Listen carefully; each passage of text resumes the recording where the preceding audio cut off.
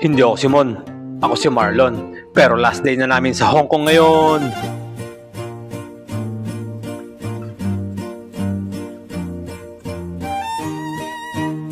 Kaya tara, samahan nyo kami rito at mag-city tour tayo. Ito nga pala ang huling araw namin dito sa Hong Kong. City tour nga pala ang punta natin.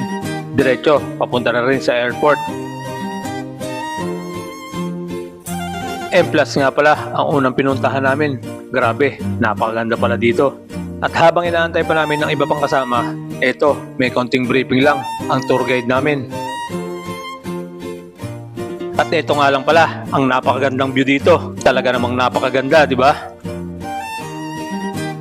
At mula dito, kitang-kita mo nga pala ang Sky Terrace doon sa itaas. So ayun siya, yan nga pala yung pinuntahan namin kagabi. At bumiyahe na nga pala ulit tayo. At syempre, malapit na magtanghalian kaya hahanap kami ng makakainan. At nandito na nga kami, maghahanap kung saan may masarap na pagkain. At dito na nga kami napadpad. Dito, sa hindi ko alam kung anong pangalan. At ito, sabi nila, masarap daw ito. At bakit naman hindi sasarap?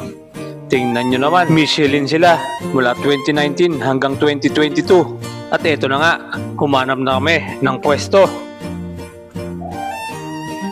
At ito nga pala, ang mga pagkain na in-order namin. Grabe, talaga namang napakarami ng serving dito. At talaga namang napakasarap. At talagang mabubusog ka ng husto. At bumiyahe na nga pala ulit kami, papunta sa Avenue of the Star.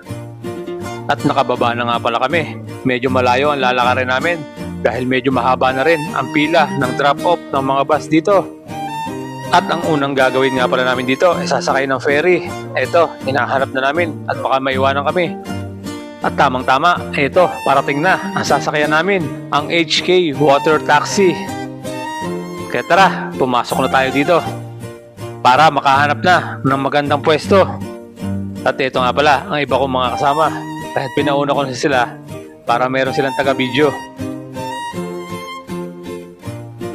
At umaandar na nga ang water taxi na sinakyan namin.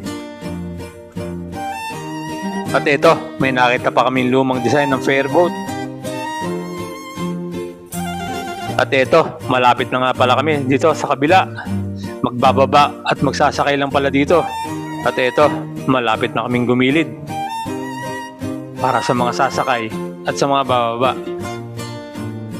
At syempre, isang video muna dyan. Mahihain nga pala ang dalawang anak ko sa mga video at mga picture. Kaya yan, tingnan nyo naman, biglang nagkaalasan. At ito, magmumuni-muni tayo. Lalanghapin muna natin ang simoy ng hangin dito sa Hong Kong. Dahil maya-maya, pauwi na tayo. Medyo dismayado nga pala kami sa city tour na ito. Dahil yun lang ang napuntahan namin at hindi yan ang ine-expect namin. Kaya sayang, marami pa sanang mapupuntahan dito. Kaso, kapos na kami sa oras. At papunta na kami ng airport niyan. Kaya nagpapaalam na ang aming tour guide. At pababa na nga pala kami dito sa airport. At ayan nga pala, ang mga napamili namin. Hindi mo talaga mapipigilan mamili dito. Dahil napakaraming mura. Kaya't magbaong ka ng maraming bala. At ito, may train nga pala sa loob ng airport. Papunta kami sa kabilang gate. Kaya ayos na ayos sana kung may ganito sa Pilipinas. Kaya't hanggang dito na lang. Maraming salamat at nasayang ko na naman ang 4 na minuto ng buhay nyo. Adios!